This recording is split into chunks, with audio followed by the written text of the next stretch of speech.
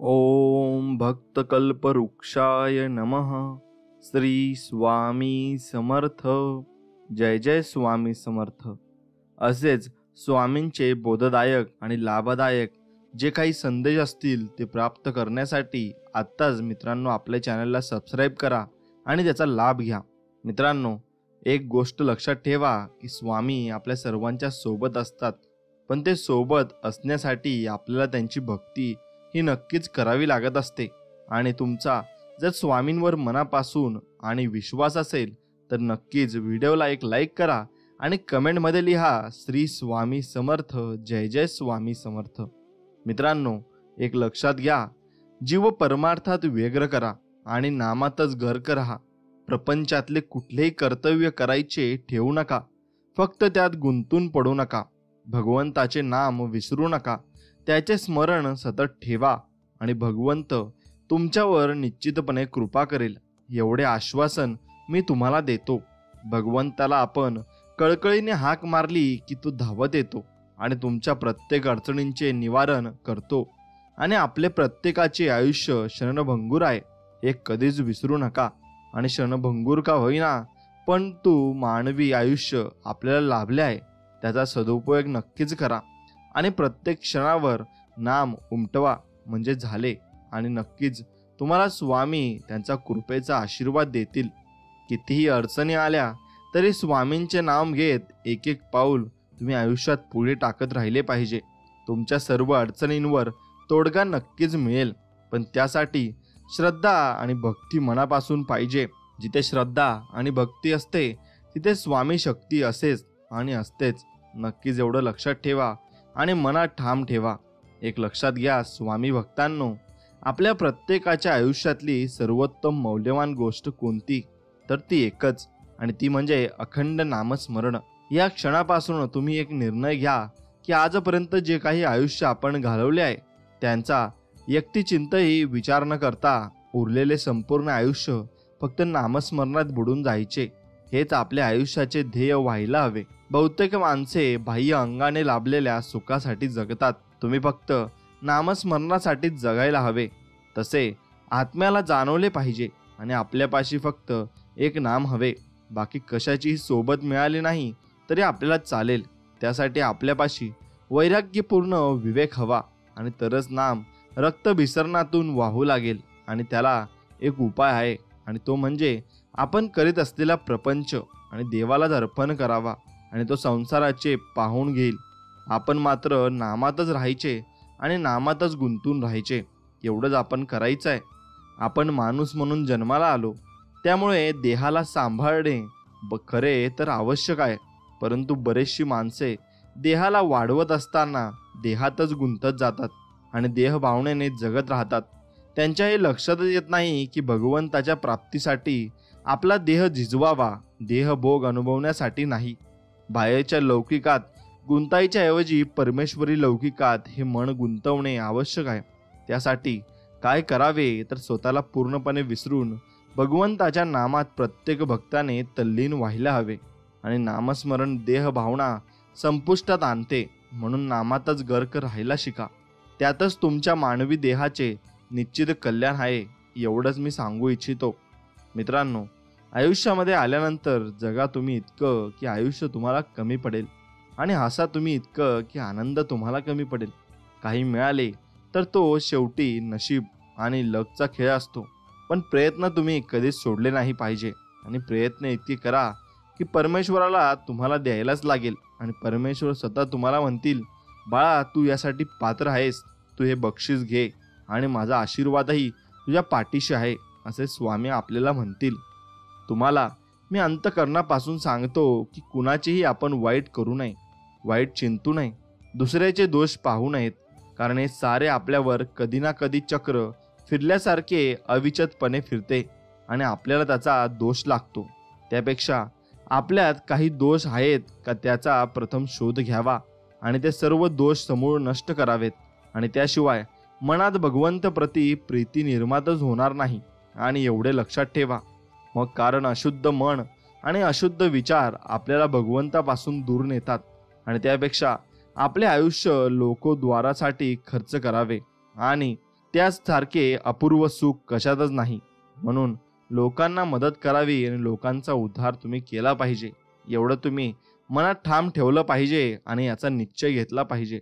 मित्रांनो, आपल्या प्रत्येकाच्या भगवंता भक्तीची सुरुवात ही नेहमीच सद्गुणात होते, परंतु नाम साधनेच्या वळावर आणि बळावर आपण निर्गुण निराकार भगवंताच्या अवकाशव्यापी स्वरूपाकडे सहजपणे प्रवास करतो. आणि यातला महत्वाचा मुद्दा असा की सगुण साकाराचे नाम प्रथम आपल्या मुखात येते आणि निर्गुण निराकार परब्रह्मात आपण तल्लीन होऊन जातो. तरी नाम आपल्या मनात तसेच राहते. म्हणजे भगवंताच्या नामाला व्यक्तिचिंतही धक्का न लागता आपण मनाने निर्गुण निराकाराला गाढ आलिंगन दिलेले असते आणि डोळ्यासमोरून सगुण रूप नाहीसे होते आणि निर्गुणाकडे आपली नजर स्थिर होते. परंतु हृदयाच्या गाभाऱ्यात नामाच्या चांदीच्या घंटा वाजतच राहतात आणि त्यांचा दृश्य परिणाम असा होतो की मग आपण मनाने शांत होतो आणि वृत्ती स्थिर होतात. चैतन्य चहूबाजूने दाटून येते आणि सारी नामाची किमया आहे. आणि एवढे मात्र लक्षात असू द्या म्हणजे झाले. आणि नामातच सर्व सुख आहे हे तुमच्या नेहमीच लक्षात येईल आणि एवढंही तुम्ही लक्षात ठेवलं पाहिजे. स्वामी भक्तांनो, आपल्याला हा जो मानवी देह प्राप्त झालेला आहे त्यात आपल्याला पुरेपूर समाधान हवे असेल तर एकच तुम्ही केले पाहिजे, भगवंताशी अनुसंधान ठेवा, त्यांच्या नामात तल्लीन होऊन जा आणि यातच तुमचा उद्धार आहे हे लक्षात ठेवा. कारण आयुष्यात भगवंताची कृपा जर झाली नाही तर आयुष्य क्षणात वैराण होऊन जाते आणि भगवंताशिवाय सुखाची आणि समाधानाची प्राप्ती अजिबात होत नाही. प्रपंचातली सर्व कर्मे पार पाडित असताना भगवंताचे नाम मुखात घुमत राहणे आवश्यक आहे. म्हणून तुम्हाला मनापासून सांगतो की भगवंताचे अखंड नाम भगवंताशी अनुसंधान ठेवते. म्हणून त्यांचे नाम आपण मुखात किंवा आपल्या मनात ठेवले पाहिजे. केवळ नाम साधनेच्या बळावर देवाची प्राप्ती होते आणि त्याचे प्रत्यक्ष दर्शन घडते. आणि संतांनी नामाचे महत्त्व प्रतिपादन केले आणि नामाचा जादूचा दिवा आपल्या हातात दिला. आपण फक्त नाम घेत हा जादूचा दिवा प्रज्वलित ठेवायचा आहे आणि हा नामाचा दिवा विझणार नाही याची काळजी घ्यायची आहे. त्यासाठी काही विशेष कष्ट पडत नाही. संसार करीत असताना मुखातले नाम थांबणार नाही याची काळजी घ्यायची आणि प्रपंचातल्या नामावळ्या न आठवता देवाचे नाव आठवत बसायचे आणि सतत घेत बसायचे. त्यासारखे सर्वोत्तम सुख, नामासारखे ऐश्वर कुठेही नाही. आनंद नेहमी चंदनासारखा असतो मित्रांनो.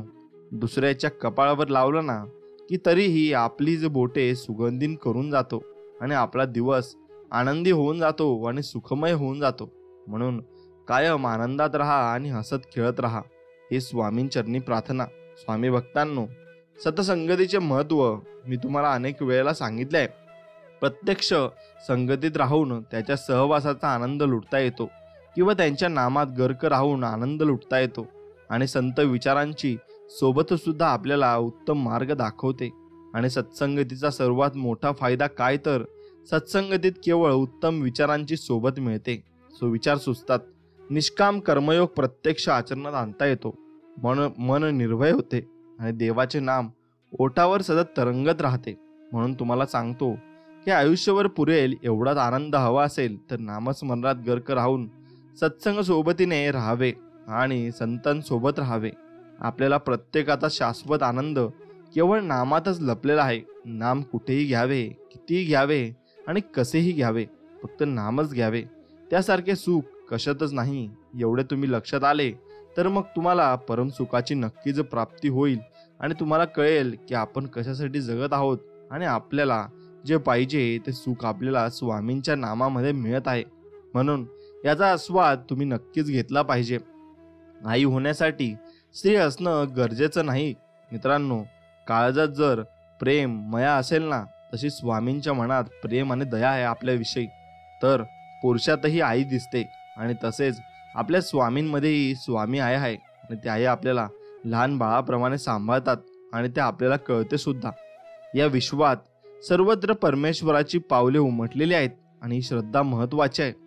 आपली साधना जशी जशी वाढत जाते तशी तशी ती देव पावलाने आपल्याला दिसू लागतात आणि देवाचा अनुभव येऊ लागतो.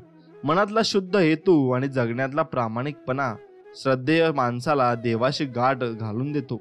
आणि केवळ भेट नाही होत आणि नाही तर परमेश्वराशी आपला संवाद होतो.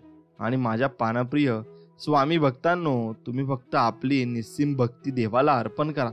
त्यांच्या नामात गर्क व्हा. देव भेट घडल्याशिवाय राहणार नाही आणि देव तुम्हाला आशीर्वाद दिल्याशिवाय राहणार नाहीत. विश्वास ठेव. अरे जो माझा हात पकडतो ना, त्याला कधीच कुणाचे पाय पकडण्याची गरज भासत नाही, असे स्वामी आपल्याला सांगत आहेत आणि स्वामी आपल्याला समजवत आहेत. म्हणून स्वामींचा हात पकडा. कधीच तुम्हाला कुणासमोर लाचार होण्याची गरज भासणार नाही.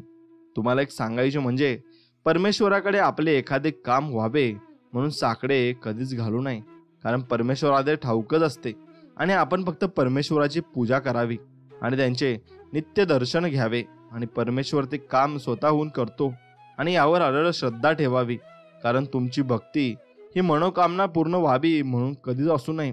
त्याचा परिणाम चांगला होत नाही.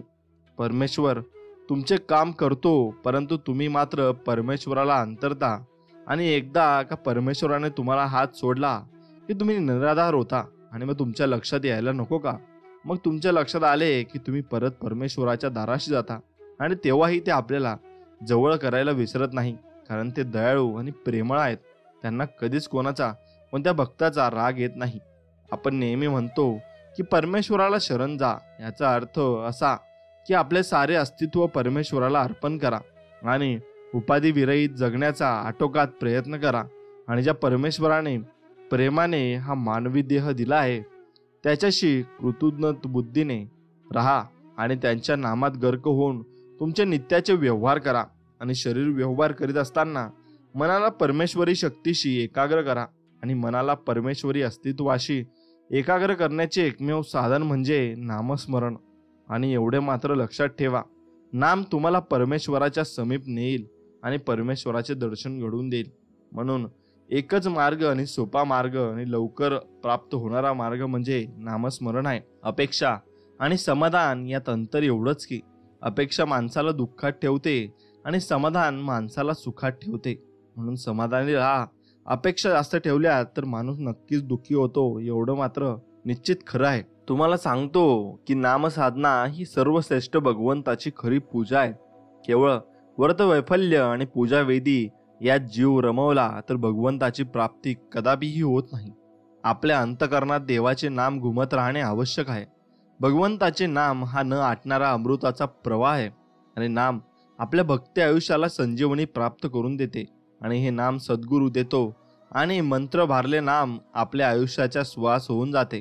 आणि म्हणूनच सद्गुरू जे सांगेल ते ऐकावे आणि जे सांगेल ते पहावे. एक लक्षात ठेवा की सद्गुरूच मानवी रूप धारण केलेला परमेश्वर असतो आणि सद्गुरू आपला पाठीराखा असतो. आणि असला तरी मुखात मंत्र भारले नाम असले की कशाचीही भीती वाटत नाही, कारण त्यानेच आपला हात हातात घेतलेला असतो आणि हातात पकडलेला असतो. म्हणून आपल्याला कशाचीही भीती वाटत नाही आणि आपण कशालाही घाबरू नये असं मला वाटते. स्वामींच्या नामात आपण अखंड राहिलो तर आपल्या भरकटलेल्या आयुष्याला निश्चित दिशा मिळाल्याशिवाय राहणार नाही. स्वामी तुम्हाला शाश्वत सुखाचा किनारा निश्चितपणे मिळवून देतात. एक लक्षात घ्या की ज्यांची वृत्ती स्वामी चरणांशी एकरूप होऊन जाते त्यांचे दुःख स्वामींना आपोआप कळते आणि आपण स्वामींना काही सांगण्यापेक्षा आणि सांगावे सुद्धा लागत नाही आणि ते आपणहूनही आपले दुःख हलके करतात. आणि शाश्वत सुखाचा वारा स्वामी आपल्याला सहजपणे मिळवून देतात. आणि आपण खरे तर स्वामींकडे काहीही मागायचे नसते, त्यांची गरज नाही एवढे तुम्ही ध्यानात ठेवा. तुमच्या आता लक्षात आले असेल की स्वामींच्या सहवासात आपण अखंड राहिले की मनातली भीती संपुष्टात येते आणि स्वामी आपल्यासोबत आहेत याची खात्री पडते आणि जीव आनंदाने सुखावत जातो. आणि स्वामी आपल्या जवळ असतात हे ऐकून तर आपले आनंदाश्रू बाहेर येतात. प्रसंग आणि विषय कोणताही असू द्या, आपले शब्द सुंदर असायला हवे, कारण लोक प्रसंग आणि विषय विसरू शकतात पण शब्द कधी विसरू शकत नाही. म्हणून कोणालाही बोलताना अगदी प्रेमाने आणि मायेने बोलले पाहिजे आणि नक्कीच समोरचा व्यक्ती सुद्धा मायेने आपल्याशी बोलत असतो. एक लक्षात ठेवा की प्रत्येक दुर्दैवी आणि कमनशिबी जीवांबरोबर त्यांचे प्रारब्ध जोडले गेलेले आहेत आणि या प्रारब्धाच्या खणाखुणा प्रत्येक जीवाला हरक्षणी जाणवत असतात. आणि या प्रारब्धाची गती खरे तर एक सत्पुरुष सोडले तर कुणालाच कळत नाही आणि प्रारब्धात काय लिहिले आहे हे कुणालाच वाचता येत नाही. फक्त साक्षात्कारी अवतारी पुरुष प्रारब्ध वाचू शकतात आणि त्यातून बाहेर पडण्याचा मार्ग दाखवू शकतात.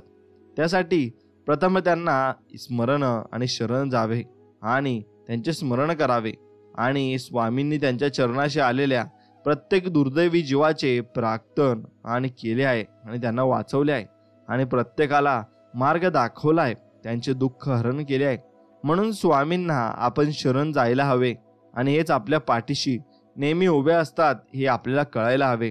आणि ज्या दिवशी आपल्याला कळेल त्या दिवशी खूप वेळ झालेली असते, मग आपल्याला कळत नाही आणि ते सुचत नाही.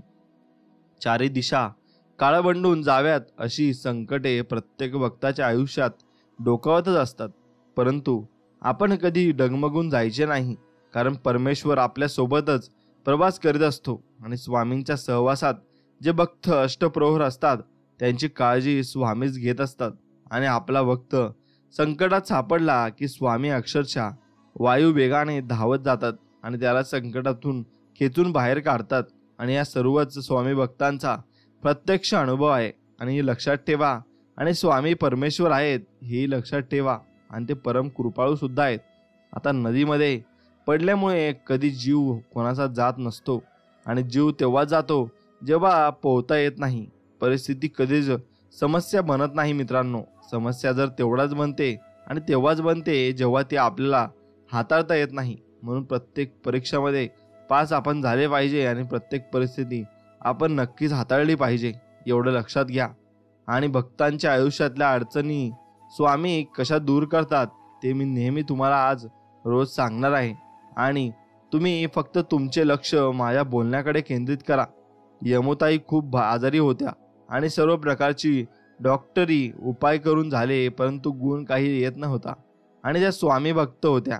त्यांनी आपल्या मुलीला सांगितले, मला रोज स्वामींच्या चरणांचे तीर्थ आणून द्या आणि स्वामीच मला बरं करतील. त्यांनीच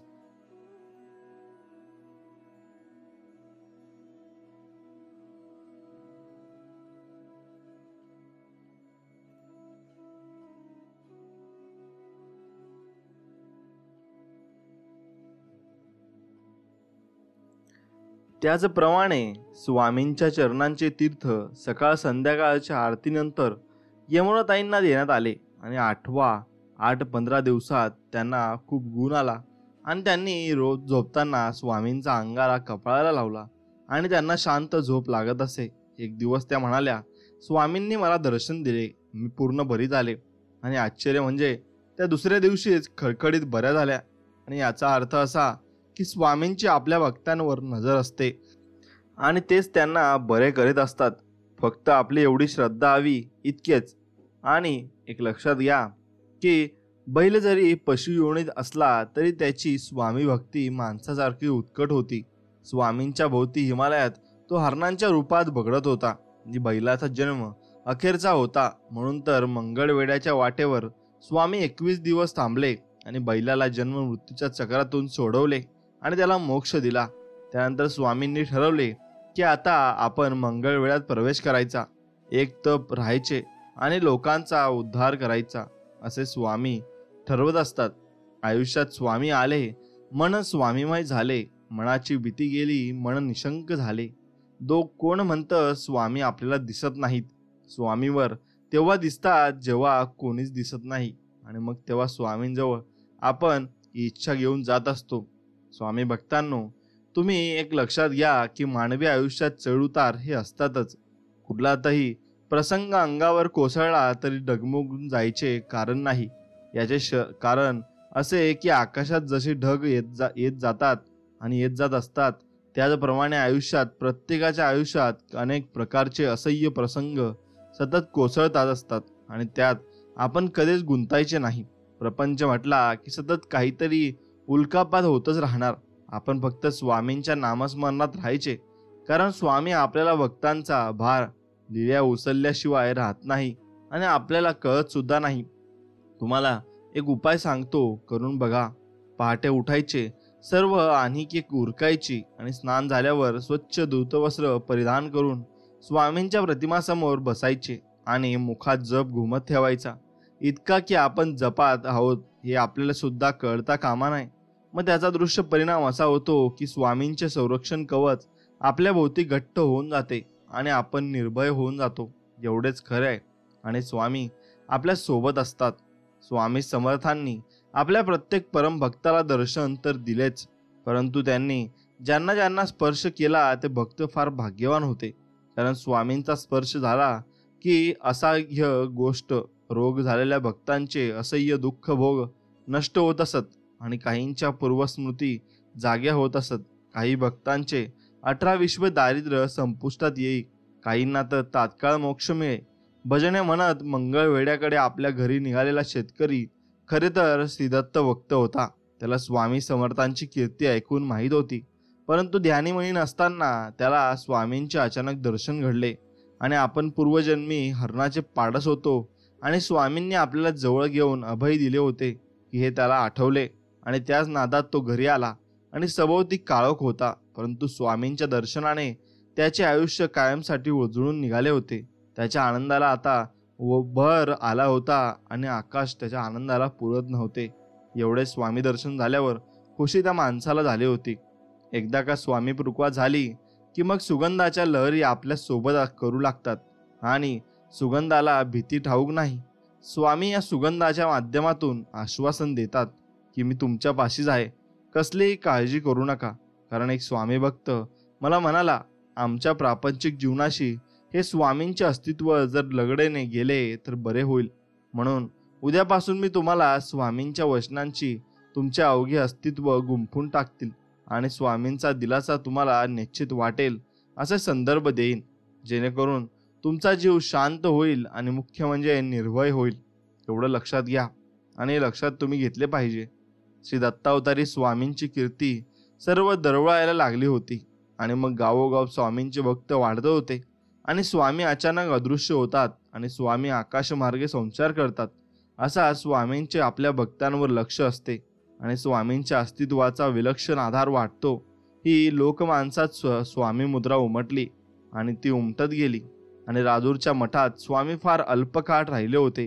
परंतु स्वामींच्या अस्तित्वाने राजूरमठ सर्वांना ज्ञात झाला होता आणि राजूर मठाला निजामाकडून मिळणारे उत्पन्न परवापर्यंत चालू होते.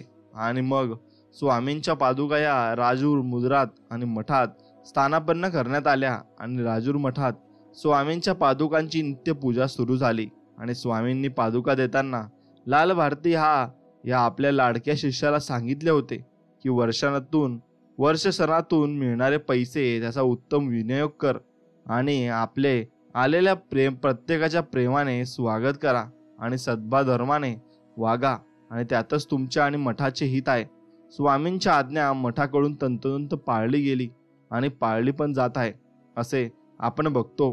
स्वामींचा वावर सर्वत्र होता. ते एका जागी कधीच फार काळ वास्तव्य करून राहायचे नाही, परंतु स्वामी जिथे मुक्काम करीत त्या ठिकाणचे लोक स्वामींच्या दर्शनासाठी आतुर असत आणि स्वामींच्या सहवासाचा मनमुराद आनंद ते लुटत असत. एवढे लक्षात घ्या की भरपूर लोक स्वामींच्या स्वरूपात ते परमेश्वरी अस्तित्वाचा सहवास प्रत्यक्ष अनुभवत असत. आणि राजूरच्या मठात जेव्हा स्वामींचे वास्तव्य होते तेव्हा आजूबाजूचा संपूर्ण परिसर झंकारून गेला होता आणि त्यामुळे अचानक स्वामी जेव्हा गुप्त झाले तेव्हा गावाला मानसिक पातळीवर खूप त्रास झाला आणि स्वामींची ओढ सर्वांनाच लागलेली होती. म्हणून राजूरची भक्त मंडळी स्वामींच्या शोधार्थात बाहेर पडली आणि गावोगाव लोक गेले, परंतु स्वामींचा शोध लागला काही नाही आणि स्वामी कुठे गेले हे माहीत सुद्धा झाले नाही. म्हणून स्वामी आपल्या परम भक्तांना आशीर्वाद नक्कीच देतात, फक्त ते तुम्ही घेतले पाहिजे. नको हो उदास, मी आहेच तुझ्या आसपास. डोळे बंद करून कर आठवण बघ, मी आहे तुझा विश्वास आणि मी तुझ्या विश्वासात सामावलेलो आहे. आणि मी स्वामी म्हणत आहे. हे सेतू बंधना रामेश्वर हे स्वामींचे लाडके ठिकाण. आणि हिमालयात श्री शंकराचे दर्शन घडले तेव्हा त्यांच्या आयुष्यातल्या पहिला साक्षात्कारी पर्वाची सुरुवात झाली होती. आणि या पर्वाचा शेवट करत असताना पुन्हा शंकराचे दर्शन घेऊन पुढच्या कार्याला सुरुवात करायची हे स्वामींनी मनोमन ठरवले होते. म्हणूनच सेतुबंध रामेश्वर सोडताना स्वामींनी रात्रीचा समय निवडला आणि शिवशंकराचे लाखो गण संपूर्ण विश्वात यावेळी भ्रमण करीत असतात आणि त्या शिवगणांना आपण दर्शन द्यायचे असे स्वामींनी ठरवले होते. आणि या शिवगणांनी स्वामींना हिमालयात काही काळ साथ दिली होती आणि स्वामी भक्तांनो, एकच लक्षात ठेवा की स्वामींच्या साक्षात्कारी आयुष्यातल्या प्रत्येक संदर्भ आपल्याला ज्ञात हवा, तरच स्वामी स्मरण अनंत काळ मनात रेंगाळत राहते. एवढं मात्र नक्कीच खरे आहे. आणि एवढे लक्षात घ्या की स्वामी आपल्या परमभक्तांना नेहमीच अभयच द्यायचे आणि स्वामी भक्त एकच करायचे. मानवी मनातल्या काळोख आपल्या अतुलनीय सामर्थ्याने नष्ट करायचे आणि त्यासाठी भक्तांना प्रकाशदायी मार्ग दाखवायचे. लोकांच्या मनात फक्त संस्काराचे बीज पेरीत आणि स्वामींनी सर्वांना भगवंत सनुक केले आणि श्री दत्तात्रय यांची उपासना वाढवली आणि मानवी आयुष्य लाभले आहे आणि त्याचा चांगला उपयोग करा, एवढे स्वामींचे सर्वांना सांगणे आहे. त्यासाठी भगवंताला जे प्रिय आहे ते तसेच आपण वागायला हवे आणि हे स्वामींचे सांगणे होत. लोभ सोडा आणि भगवंताच्या नामाचा स्वीकार करा. भगवंताला आपलेसे करून घ्या, हा महाराजांचा दिव्य संदेश होता. त्यांनी शैव आणि वैष्णवांना एकच संदेश दिला की परमेश्वर एकच आहे. स्वतःच्या मनात दृढ झालेले द्वंद्व सोडा आणि मतभेद विसरा आणि एकत्र या, असे स्वामी बोध देत असतात. स्वामी भक्तांनो, एक कायम लक्षात ठेवले पाहिजे की देह हा नश्वर आहे. प्रत्येक देहावर मृत्यू नेहमी मांजर पावलांनी झडप घालतो. म्हणून देहावर प्रेम करीत आयुष्य जगू नका, तर देहातल्या आत्म्यावर प्रेम करीत प्रत्येक क्षण नामस्मरणात खर्च करा. नामस्मरणातच तुम्हाला भगवंत दर्शन येईल आणि ज्या क्षणी भगवंत सहवास तुम्हाला लाभेल त्या क्षणी देह भावना संपुष्टात येईल. आणि काही देह सुंदर असतात, काही अत्यंत कुरूप असतात, परंतु देह कसाही असला तरी मृत्यूच्या मुखातला हा एक छोटासा घास आहे आणि हे तुम्ही कधी विसरू नका. म्हणून सांगतो की जे निश्चितपणे संपुष्टात येणार आहे त्या देहावर किती प्रेम करायचे ह्याला मर्यादा नकोत का? म्हणून तुम्ही फक्त नामस्मरणात गर्क व्हा आणि त्यात तुमचे कल्याण भरपूर आहे आणि तुम्हाला भरपूर काही मिळणार आहे. फक्त स्वामींवर विश्वास तेवढा असू द्या. स्वामी भक्तांनो, सत्तेची पाशवी वासना आणि आपण कोणीतरी विशेष आहोत ही मनात दडलेली आणि वारंवार उफाळून येणारी लालसा माणसाच्या आयुष्याचा आणि त्याने केलेल्या कामाचा चक्राचूर करून टाकते. म्हणून माणसाने वासनांचे आणि लालसेचे कायमसाठी उच्चाटन केले पाहिजे. आणि ते कसे करावे तर भगवंत भक्ती, संत सहवास आणि अखंड नामस्मरण आणि माणसाचे मन शुद्ध करते आणि नामसाधनेमुळे चित्त शुद्धी होते. आणि थोडक्यात सांगायचे झाले तर मी म्हणेन की सत्संग हाच एकमेव तोडगा आहे आणि तोच तुम्ही नक्कीच मनापासून केला पाहिजे. प्रत्येकालाच आयुष्यात आनंद हवा असतो, वैभव हवे असते, त्यासाठी देवपूजा नित्य घडत राहते. भगवंत हे सारे आपल्या भक्तांना त्वरित देऊन सुद्धा टाकतो, परंतु एवढी देवाने कृपा केल्यावर सुद्धा माणसाचे मन कोते राहते आणि इतके की प्रत्यक्ष देवालाच तो विसरून जातो आणि त्याची मग जबरदस्त किंमत मोजावी लागते. आणि वासनेच्या मागे मन एकदा का धावायला लागले की मग अधोगतीला सुरुवात होते आणि भगवंत कृपेने लाभलेले वैभव आणि समाधान क्षणार्धात नष्ट होते. म्हणून सांगतो की अखंड नामस्मरणात राहा, नामाला कधी विसरू नका आणि स्वामींना कधी विसरू नका. एवढंच तुम्ही मनामध्ये ठाम ठेवा. आणि भगवंताची सत्ता असीम आहे, आपली फक्त श्रद्धा हवी आणि मुख्य म्हणजे प्रेम हवे. एकदा का आपण भगवंताला शरण गेलो की आपल्या सर्व काळजा आणि चिंता मिटतात आणि त्यासाठी भगवंताला प्रथम जाणावे लागते आणि त्यांच्या नामात अखंड राहावे लागते, त्यांच्या चिंतनात गर्क व्हावे लागते, भगवंताला नातेसंबंधात बांधून टाकावे लागते. आणि ह्याच एकच अर्थ असा आहे की भगवंत हाच माझा मायबाप आहे आणि त्यांच्या सवेत मी अखंड राहणार आहे. आणि या भावनेने त्यांच्याशी मनाने गुंतून पडावे लागते आणि तरच भगवंताचे सुंदर दर्शन घडते आणि आपला योग्यक्षेम तो चालवतो. आणि याची खात्री आपल्याला नक्कीच पटत असते आणि ते आपल्याला खूप आवडत असते. प्रत्येकाला आपल्याला प्रपंच सत्य वाटतो आणि तो प्रपंच सत्य वाटत असताना तो हवासा वाटतो. फार थोड्या साधकांना फक्त भगवंतच हवा असतो आणि ज्याला वाटते की फक्त भगवंताचे दर्शन व्हावे, त्याचा प्रत्यक्ष सहवास लाभावा, त्याचा जीव कधी दृश्य प्रपंचाच्या मायेत गुंतत नाही आणि ते प्रपंच करीत असतात, परंतु ते प्रपंचात क्षणभर सुद्धा मनाने रेंगाळत नाहीत आणि ते नामाच्या नादात अष्टप्रहर अक्षरशः झुरत राहतात. आणि जे खरे भगवंताचे दास असतात त्यांना भगवंत अस्तित्वाचे समाधान जरूर लाभते. आणि एक लक्षात घ्या की भगवंताचे होण्यासाठी आपले मन शुद्ध हवे आणि वृत्ती सात्विक हवी. मनात आणि मुखात फक्त त्यांचेच नाम हवे आणि मत्स्य संदर्भ आठवणे खरे तर बंद होणे आवश्यक असते. आणि त्यासाठी तुम्ही एकच करा, प्रपंच भगवंताचा आहे या भावनेने करा आणि सर्व कर्तव्य नीट पार पाडा. परंतु सतत देवाच्या नामस्मरणात राहा. त्यांचा परिणाम असा होतो की मनात सांभाळून आणि समाधान भरपूर काही उफाळून येते आणि तेच भगवंताचे दर्शन आहे. म्हणून तुमच्या मनात जितके मोठे समाधान आले, समजा तुम्हाला भगवंत प्राप्ती झालेली आहे आणि भगवंत तुमच्या पाठीशी आहे, एवढे तुम्ही लक्षात घेतले पाहिजे. मग तुमच्यावर जर स्वामी कृपा झाली तर तुमचा स्वामींवरील विश्वास हा खूप झालेला असतो आणि तो स्वामींवरील विश्वासच सांगून जातो की तुम्हाला भरपूर काही मिळणार आहे. म्हणून मित्रांनो, स्वामींवर मनापासून विश्वास असेल तर नक्कीच व्हिडिओला लाईक करून चॅनलला सबस्क्राईब करा आणि कमेंटमध्ये लिहा श्री स्वामी समर्थ, जय जय स्वामी समर्थ. मित्रांनो, तुम्ही आपल्या आयुष्यात नक्कीच आकर्षणाचा नियमाचा उपयोग केला पाहिजे आणि तो तुमचे आयुष्य बदलून टाकू शकतो. आता जे लोक अशा प्रकारचं जादूमय चमत्काराने भरलेलं आश्चर्यकारक जीवन जगतात ते आणि इतर लोक यांच्यामध्ये एकुलता एक फरक एवढाच आहे की जादूमय जीवन जगणारे लोक त्यांना हव्या त्या मनपसंत गोष्टी आपोआप स्वयंकीनं आकर्षित करतात आणि जेथे जातात तेथे त्यांच्या बाबतीत चमत्कारच घडत असतात, कारण ते नेहमी आकर्षणाचा नियम सहजतेने उपयोगात आणत असतात. त्यांच्यासाठी ही काहीतरी कधीतरी करण्याची गोष्ट नव्हे, ते या गोष्टींचा नेहमीच वापर करत असतात. आता मी तुम्हाला 2 खऱ्या घटना सांगणार आहे आणि या घटना दर्शवितात की आकर्षणाचा नियम किती सशक्त असतो आणि ब्रह्मांडाची रचना आणि कार्य किती अचूकतेनं होतं ते. पहिली घटना जेनी नावाच्या एका स्त्रीबाबत आहे. तिनं द सिक्रेटची DVD विकत घेतली आणि रोज ती एकदा तरी ती DVD पाहायचीच आणि रहस्य ज्ञान हे आपल्या रोमारोमात भिनलं पाहिजे असं तिला वाटायचं. खास करून बॉब प्रॉक्टरच्या तिच्यावर खूप प्रभाव पडला होता आणि त्यांची भेट झाली तर किती छान होईल असं तिला वाटायला लागलं. आणि एके दिवशी सकाळी जेनी आपलं टपाल पाहत होती आणि तिला आश्चर्याचा धक्काच बसला.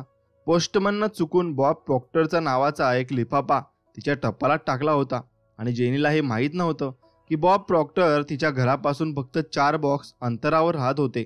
आणि एवढंच नव्हे तर जेनीच्या आणि बॉब प्रॉक्टरच्या घराचा नंबरही सारखाच होता.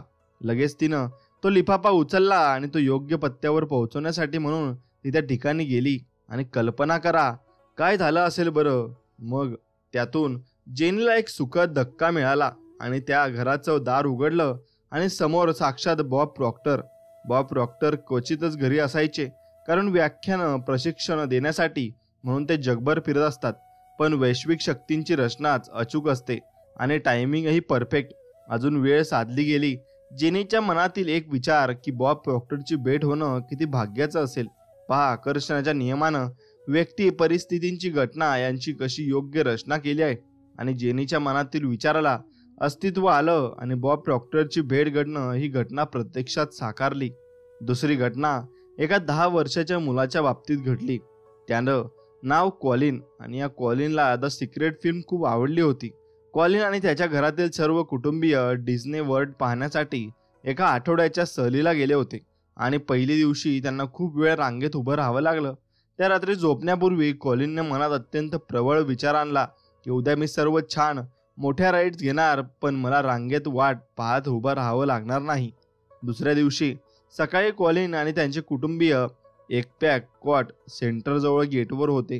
पार्क उघडल्यानंतर डिस्ने वर्ल्डच्या एका कर्मचाऱ्यानं त्यांच्याजवळ येऊन सांगितलं की ते एप कॉटचं त्या दिवशी पहिलं कुटुंब होतं आणि फर्स्ट फॅमिली म्हणून त्यांना VIP सेटचं स्टेटस दिला गेला आणि दिवसभर त्यांच्याबरोबर एक स्टाफ मेंबर होता आणि त्यांना सर्व महत्त्वाच्या राईडसाठी 1 ऑन पासेस दिले होते. आणि कॉलिनच्या इच्छेप्रमाणेच नव्हे तर त्याहूनही अधिक त्याला हवं ते मिळालं. शेकडो परिवार त्या दिवशी सकाळी एपटॉक सेंटरमध्ये जाण्यासाठी वाट पाहत होते, पण त्यांचा परिवारच फर्स्ट फॅमिली म्हणून का निवडला गेला याबद्दल कॉलिनच्या मनात जरा सुद्धा शंका नव्हती. त्याला पक्की खात्री होती हे सगळं आकर्षणाच्या नियमामुळे झालं आणि हे घडलं कारण त्याला रहस्य माहीत होतं. दुसरी कोणतीही गोष्ट तुमची मानसिक प्रतिमा साकार होण्यात अडथळा आणू शकत नाही, फक्त एक गोष्ट सोडून की ज्या शक्तीनं ही मानस प्रतिमा उत्पन्न झाली आहे आणि ती म्हणजे तुम्ही स्वतः.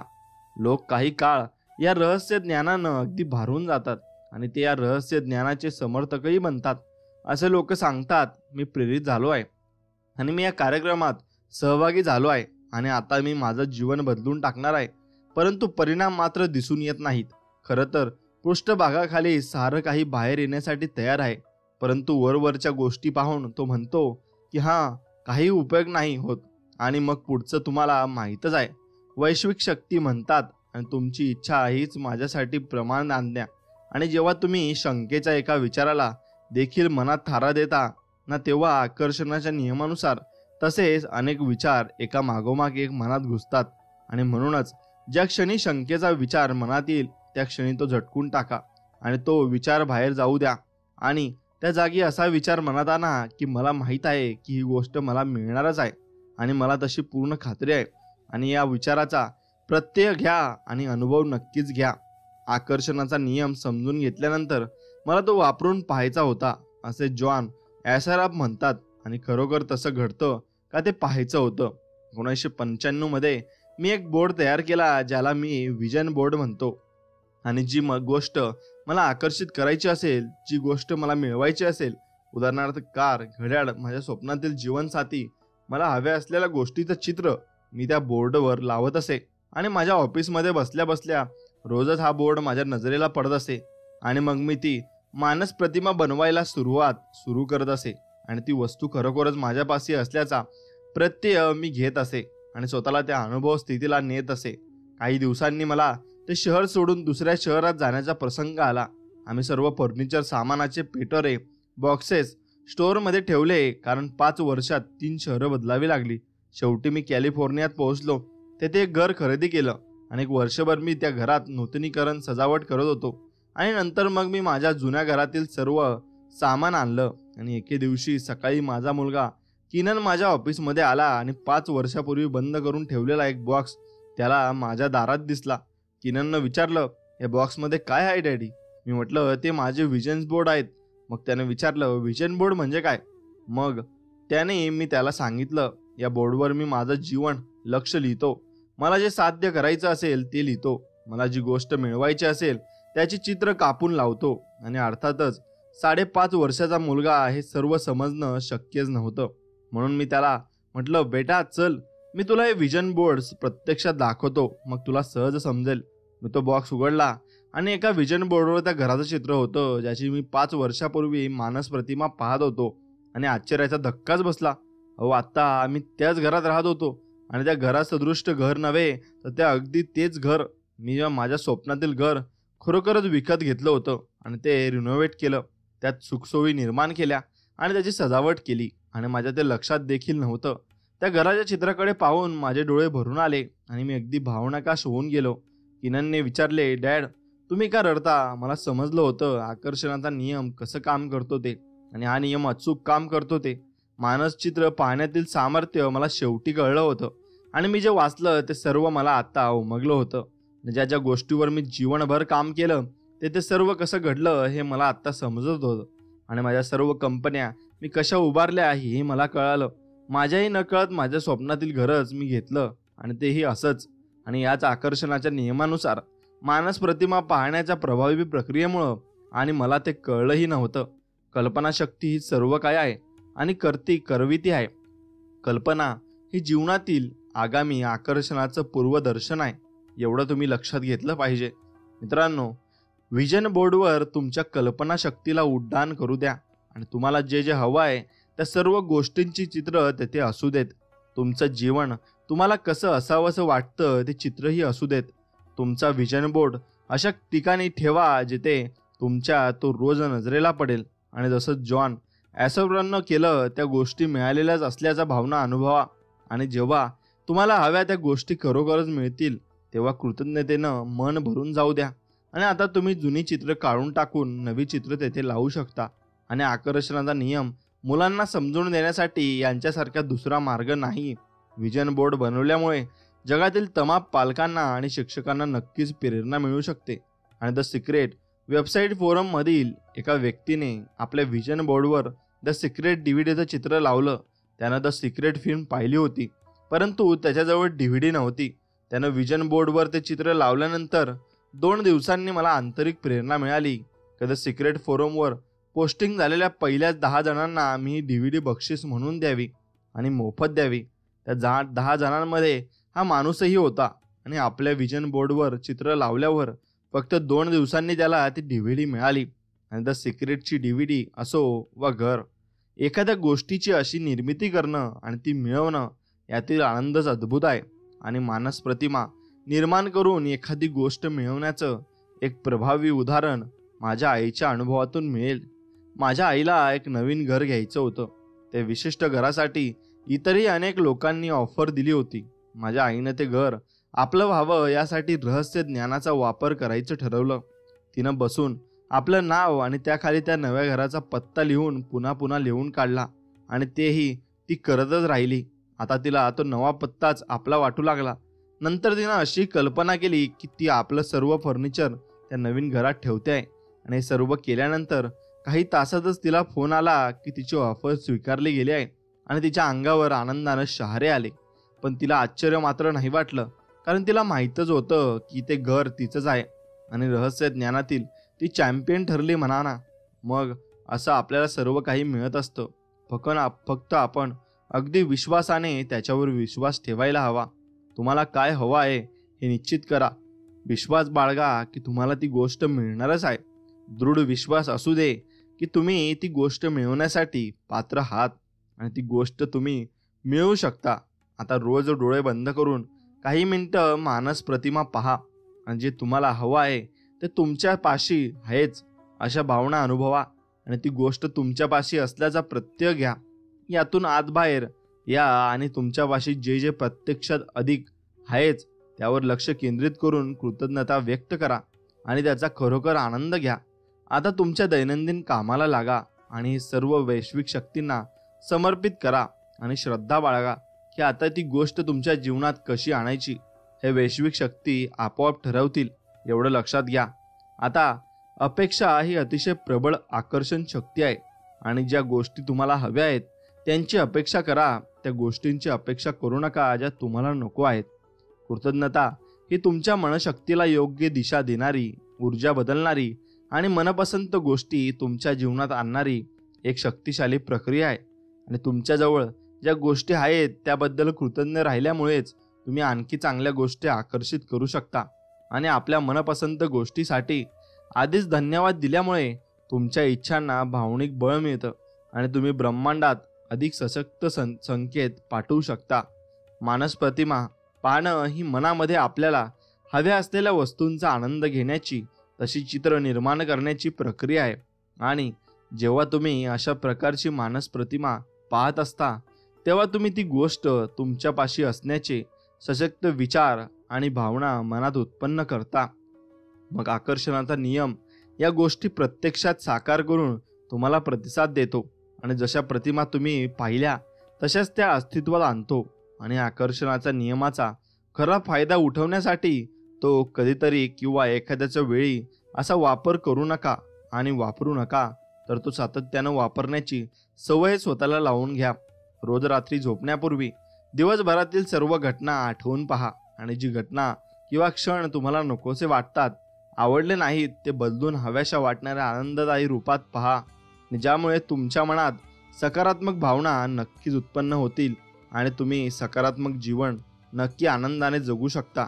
आता मित्रांनो, श्रीमंतीचं रहस्य आपण जाणून घेऊ. मन ज्या गोष्टींची कल्पना करू शकतं ती मिळवू शकतं. आता रहस्य ज्ञानामुळे खरोखरच माझं जीवन बदलून गेलं असं जॅक कॅनफिल्ड म्हणत आहेत. आणि कारण माझ्या वडिलांची मानसिकता अतिशय नकारात्मक होती. त्यांना असं वाटत असे की श्रीमंत लोकांनी इतरांची पिळवणूक करून किंवा फसवणूक करूनच संपत्ती मिळवलेली आहे. आणि यामुळे लहानपणापासूनच माझ्या मनात पैशाविषयी अनेक चुकीच्या समजुती होत्या. आणि उदाहरणार्थ, जर तुमच्याजवळ पैसा असेल तर तुम्ही कुमार्गाला लागता आणि तुमच्याजवळ पैसा आहे म्हणजेच तुम्ही वाईट आहात, कारण पैसा हा वाईट मार्गानेच मिळतो. वाईट दुर्जन लोकांकडेच तो असतो. पैसा काही झाडावर उगवत नाही. माझ्या वडिलांचं एक आवडतं वाक्य होतं, तू काय मला रॉक फेलर समजतोस? एकंदरीत जगणं ही मोठी कठीण मुश्किल गोष्ट आहे, अशीच माझी पक्की समजूत होती. जेव्हा माझी ओळख डब्ल्यू किमेंट स्टोन यांच्याशी झाली तेव्हा कुठे मी बदलू लागलो आणि माझ्या जीवनाला वेगळं वळण मिळालं. त्यावेळी स्टोन साहेबांबरोबर काम करत होतो. मला ते म्हणले, तू स्वतःसाठी खूप मोठं लक्ष निश्चित कर आणि तुझं ध्येय इतकं मोठं हवं की ते खरोखर मिळाल्यानंतर तू आनंदानं उड्या मारशील आणि तुझा आनंद गगनात मावणार नाही. आणि तुझ्या सहज लक्षात आलं पाहिजे की हे केवळ मी तुला शिकवलेल्या पद्धतीमुळे शक्य झाले, नाहीतर ती फारशी सहज गोष्ट नव्हती. त्यामुळे माझी वार्षिक प्राप्ती ही साधारण $8,000 होती. म्हणून मग मी ठरवलं की एका वर्षात मी $1,00,000 कमवू इच्छितो. आणि त्यावेळी हे मला खरंच माहीत नव्हतं की मी हे कसं करणार आहे आणि कोणतीही युक्ती मार्ग मला सध्या तरी दिसत नव्हता. तशी कोणतीही शक्यता दिसत नव्हती. परंतु तरीही असंच मी स्वतःशी म्हटलं, मला वर्षाला $1,00,000 मिळणार आहेत आणि माझा तसा दृढ विश्वास आहे हे खरंच घडलंय, असा मी वागणार आहे आणि हे संकेत ब्रह्मांडाला पाठवणार आहे. आणि मी तसं केलंही, करायला सुरुवात केली. स्टोन साहेबांनी मला एक महत्त्वाची गोष्ट शिकवली की मी दररोज डोळे बंद करून माझं जे लक्ष आहे त्याची मानस प्रतिमा अत्यंत स्पष्टपणे पाहावी की जणू काही मी ते मिळवलेलेच आहे. आणि मी $1,00,000ची नोट बनवून माझ्या पलंगाच्या वरती छतावर चिटकवली. आणि त्यामुळे रोज सकाळी डोळे उघडल्यावर मी प्रथम वर पाहत असे आणि मला ती नोट दिसायची आणि ती आठवण करून द्यायची मला माझ्या ध्येयाची. त्यानंतर मग मी माझे डोळे बंद करून मानस प्रतिमा पाहत असे आणि वर्षाला 1,00,000 मिळाल्यानंतर माझी लाईफस्टाईल, जीवनशैली कशी असेल त्याची त्यानंतर एक महिनाभर फारसं आगळं वेगळं काही घडलं नाही. माझ्या मनातही काही चमत्कारपूर्ण विचार आला नाही आणि कुणीही मला जादा पैसे, मोठी रक्कम, पगारवाढ वगैरे दिली नाही. 1 महिन्यानंतर माझ्या मनात पुन्हा तो $1,00,000चा विचार आला आणि अगदी अचानक मी एक पुस्तक लिहिलं होतं. ते पुस्तक प्रकाशित करावं असं माझ्या मनात आलं आणि मी जर माझ्या पुस्तकाच्या 4,00,000 प्रतींची नोंदणी करू शकलो आणि मला प्रत्येक पुस्तकामागे फक्त $0.5 फायदा झाला तरी मी $1,00,000 कमवू शकतो. पहा, ते पुस्तक माझ्याजवळ होतंच, पण असा विचार माझ्या मनात कधीच आला नव्हता. आणि एक रहस्य हे सुद्धा आहे की जेव्हा तुमच्या मनात अशी अचानक अंतस्फूर्ती येते तेव्हा तुम्ही त्यावर विश्वास ठेवून त्याप्रमाणे कृती केली पाहिजे. आणि मलाही माहीत नव्हतं की मी 4,00,000 प्रती कशा काय विकू शकणार आहे. त्यावर मी सुपर मार्केटमध्ये नॅशनल अँकरर पाहिला आणि मी तो लाख वेळा पाहिला होता, कारण तो तिथे पार्श्वभूमी म्हणून वापरलेला होता.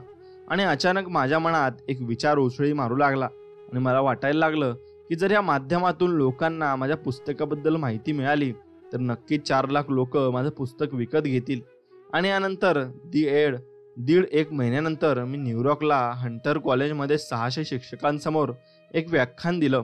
आणि व्याख्यानानंतर एक महिला माझ्याजवळ आली आणि म्हणाली, तुमचं भाषण खूपच छान झालं, मला तुमची मुलाखत घ्यायची आहे. आणि हे माझं व्हिजिटिंग कार्ड. मला नंतर कळलं की ती एक महिला फ्रीलान्स पत्रकार होती आणि नॅशनल अँकररमध्ये लेखी लिखित होती. आणि द ट्विलाइट झोन हा विषय माझ्या मनात घुमू लागला. ओहो, या गोष्टीचा खरोखरच उपयोग होतोय. आणि तो लेख छापला गेला आणि पुस्तकाची विक्री वाढू लागली. तुम्हाला सांगायचा मुद्दा हा की माझ्या जीवनात या सर्व घटना आकर्षित करत होतो, ज्यामध्ये ती पत्रकारही सामील होती. आणि लांबलचक कहाणी थोडक्यात सांगायची झाली तर एवढंच सांगावं लागेल की मला त्या वर्षी $1,00,000 कमवता आले नाहीत. माझी कमाई त्या वर्षी $92,327 झाली. आता यामुळं काय आम्ही निराश होऊन असं म्हणायचं का की हा चमत्कार नव्हता? याऐवजी आम्ही तर असं म्हणत होतो, ही गोष्ट अद्भुत घडली, चमत्कारच झाला. माझ्या पत्नीनं मला विचारलं की हा एक उपाय $1,00,000 साठी काम करतो तर तो $10,00,000 साठीही काम करू शकतो. मग मी तिला म्हटलं, मला नाही माहीत, पण निदान वाटतंय तरी तसं. आपण प्रयत्न करून पाहायला काय हरकत आहे. माझ्या प्रकाशनानं chicken soup for the soul पुस्तकासाठी जेव्हा माझ्या रॉयल्टीचा चेक फाडला तेव्हा त्यांनी त्यावर एक स्माईलचं चित्र रेखाटलं होतं, हसऱ्या चेहऱ्याचं चित्र, कारण ते प्रथमच कुणा लेखकाला $10,00,000चा चेक देत होते. आणि मी रहस्य जाणलं आहे माझ्या स्वनुभवातून. हो, मला ते काम करत की नाही याची परीक्षा घ्यायची होती ना. मिळाला पुरावा, रहस्य क्रियाशील झालंय आणि ते काम करतं, ते 100% खरं आहे. आता त्या दिवसापासून मी रहस्य उपयोगात आणून अत्यंत समृद्ध जीवन नक्कीच मी जगत होतो आणि मी ते जगणार आहे. रहस्य ज्ञान आणि आकर्षणाच्या नियमाचा हेतूत जाणीवपूर्वक वापर हा जीवनातील प्रत्येक गोष्टींबाबत करता येतो. कोणत्याही गोष्टीच्या निर्मितीसाठी किंवा ती मिळवण्यासाठी प्रक्रिया ती, आणि यातच पैसा सुद्धा सामील आहे.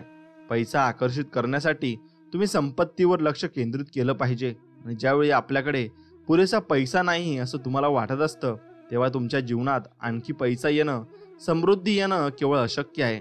कारण याचा अर्थ असा की तुमच्या मनात तुम्ही असे विचार आणता असता आणि की माझ्याकडे पुरेसा पैसा नाही. आणि जेव्हा तुम्ही यावरचं लक्ष केंद्रित करता, तेव्हा आपोआपच तुमच्या जीवनात पुरेसा पैसा नसण्याची परिस्थिती, प्रसंग निर्माण होतात. म्हणूनच तुम्ही समृद्धीवर, अक्षय अफाट संपत्तीवरच लक्ष केंद्रित करायला हवं. तरच तुम्हाला पैसा नक्कीच मिळेल. तुम्हाला तुमच्या विचारातून एक नवा संकेत पाठवायला हवा आणि तुमच्या मनात असेच विचार हवेत की आत्ता या क्षणीही तुमच्याकडे जरुरीपेक्षा जादा पैसा आहे. आणि खरंच तुम्हाला तुमच्या कल्पनाशक्तीला आता आव्हान करा आणि तुमच्याकडे आवश्यक तेवढा पैसा आहेच आणि तुम्हाला मिळालेलाच आहे असा विश्वास बाळगा. तसा प्रत्यय घ्या आणि हे असं सगळं करणं अत्यंत आनंदाचं आहे आणि यातून तुम्हाला सर्व काही मिळू शकतं. आणि मजेदार खेळ आहे हा. आणि जेव्हा तुम्ही श्रीमंत असल्याचा अभिनय करता, वैभवशाली असण्याचे समृद्धीचे खेळ खेळता, त्या क्षणी तुमच्या मनात संपत्तीविषयक चांगल्या भावना निर्माण होतात आणि मग संपत्तीचा ओघ तुमच्या जीवनात सुरू होतो. आणि एक लक्षात घ्या, मग भरपूर काही तुम्हाला मिळू लागतं आणि तुम्हाला भरपूर काही आनंद मिळू लागतो. आता समृद्धी तुम्ही आकर्षित केली पाहिजे. कोणत्याही व्यक्तीजवळ आवश्यक तेवढा पैसा नसण्याचे एकमेव कारण म्हणजे ते आपल्या विचारांमुळे पैशाला त्यांच्याकडे येण्यापासून रोखत आहेत. आणि प्रत्येक नकारात्मक विचार, भावना, भावस्थिती ही चांगल्या गोष्टी जीवनात येण्यास प्रतिबंध करते आणि यात पैसाही अंतर्भूत आहे. पैसा तुमच्यापाशी येण्यास ब्रह्मांड विरोध नाही करत, कारण तुम्हाला जितक्या पैशांची आवश्यकता आहे तितका पैसा अदृश्यात आत्ताही उपलब्ध आहे. तरी तुमच्याजवळ आवश्यक तेवढा पैसा नसेल तर तो यामुळेच की तुम्ही तुमची संपत्तीच्या प्रवाहाला तुमच्याकडे येण्यात अडथळे निर्माण करतायत आणि हे तुमच्या नकारात्मक विचारांमुळे घडताय. तेव्हा पैशांची उणीव, तुटवडा या पारड्यात विचार घालण्याऐवजी ते समृद्धीच्या पारड्यात घाला म्हणजे झालं. पैशाची गरज जाणवणं ही एक अत्यंत शक्तिशाली, सामर्थ्यवान भावना आहे आणि अर्थातच आकर्षणाच्या नियमानुसार तुम्ही सतत पैशांची गरज भासणं, तुटवडा असणं हीच गोष्ट स्वतःकडे आकर्षित करत राहता. पैशाबद्दल बोलताना मी काही स्वानुभवानं सांगू शकतो की कारण रहस्य ज्ञानाचा शोध लागण्यापूर्वी माझी बँकेतील खाती दर्शवित होती की माझ्या कंपनीला त्या वर्षी खूप मोठं नुकसान झालेलं आहे आणि 3 महिन्यात ही कंपनी इतिहास जमा होऊन जाईल. 10 वर्ष अतोनात कष्ट करूनही माझी कंपनी माझ्या हातातून निसटून चालली होती. जेव्हा कंपनी वाचवण्यासाठी आपल्याला पैशांची गरज आहे असं मला जाणवू लागलं, तेव्हा परिस्थिती आणखीच बिघडत गेली आणि यातून बाहेर पडण्याचा कोणताच मार्ग दिसत नव्हता. यानंतर मग मला रहस्य ज्ञान प्राप्त झालं आणि माझ्या जीवनातील प्रत्येक गोष्ट, ज्यामध्ये माझ्या कंपनीची स्थिती सुद्धा सामील होती, पूर्णतः बदलून गेली. कारण मी विचार करण्याची पद्धत बदलली. माझे अकाउंट्स आणि अकाउंटंट आकडेमोड करते, हिशोब करत पैशांचा चिंतेत वेगळे होते आणि त्यांचं लक्ष पैशांच्या चिंतेवर केंद्रित असताना मी मात्र माझं चित्त समृद्धीच्या भावनांवर केंद्रित केलं होतं. आणि सारं काही चांगलंच होणार असंच मी मनात म्हणत राहिले. आणि माझ्या अस्तित्वाचा कण न कण हे जाणवत होता की वैश्विक शक्ती मला समृद्धी बहाल करणार आहेत आणि त्यांनी ती तशी केलीही. आणि वैश्विक शक्तींनी हे सर्व मला अशा मार्गानं, अशा पद्धतीनं दिलं की मी याची कल्पना सुद्धा करू शकत नव्हते. आणि मला माझ्या मनात देखील कधी कधी शंकेची पाल चुकचुकायची, पण मी बदलांसाठीही मी कृतज्ञता व्यक्त करत होते आणि याचा आनंद घेत होते आणि तसा विश्वासही मी बाळगत होतो, असं लेखिका म्हणत आहेत. आणि रहस्य ज्ञानाबाबत मी एक गुपित आपल्याजवळ उघड करते. जीवनात तुम्हाला जी कुठली गोष्ट हवी असेल ना, ती मिळवण्याचा शॉर्टकट म्हणजे आत्ता या क्षणी आनंदित होणं, सुख अनुभवणं. मनपसंत वस्तू, मनासारखी संपत्ती आणि हव्या त्या गोष्टी जीवनात आणण्याचा सर्वाधिक वेगवान मार्ग हाच आहे. आणि सुख आणि आनंदाच्या भावनांना ब्रह्मांडात प्रक्षेपित करण्यावर लक्ष नक्कीच केंद्रित करा. आणि असं केल्यामुळं तुम्ही तुमच्याकडे त्या सर्व गोष्टी आपोआप आकर्षित कराल, ज्या तुमच्या जीवनात सुख आणि आनंद आणतील. यात फक्त संपत्तीच नव्हे तर प्रत्येक मनपसंत इच्छित गोष्ट सामील आहे. आणि तुम्ही तुमची मनपसंत इच्छित गोष्ट मिळाल्याचे संकेत ब्रह्मांडात पाठवायला हवेत.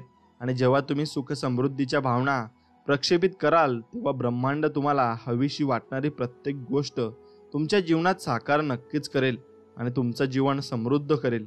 आकर्षणाचा नियम तुमचे सर्व आंतरिक विचार आणि भावना प्रत्यक्षात आणतो. आणि समृद्धीवर लक्ष केंद्रित करा.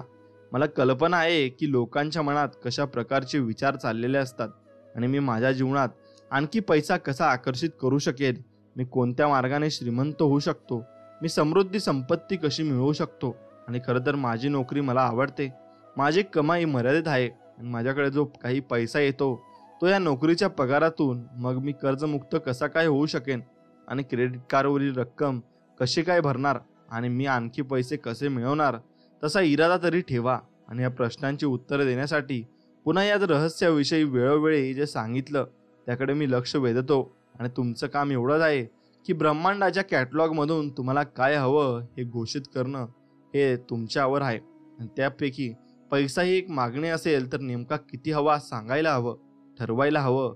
उदाहरणार्थ मला पुढील 30 दिवसात $25,000 मिळायला हवेत, अनपेक्षित अशी किंवा तुम्हाला मिळायला कठीण अशी रक्कम, पण तुम्हाला मिळू शकेल असा तुमचा विश्वास असायला हवा.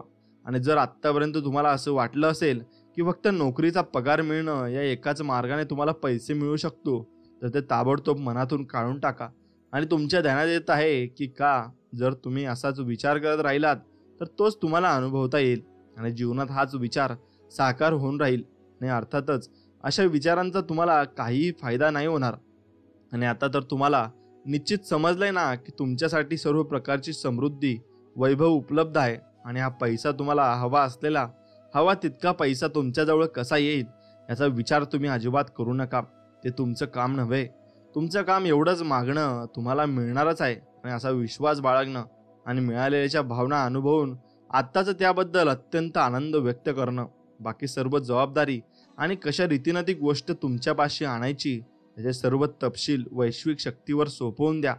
आणि अनेक लोकांचं लक्ष कर्जातून बाहेर पडणं हे असतं, पण या विचारांमुळेच ते नेहमी कर्जात बुडालेले राहतात.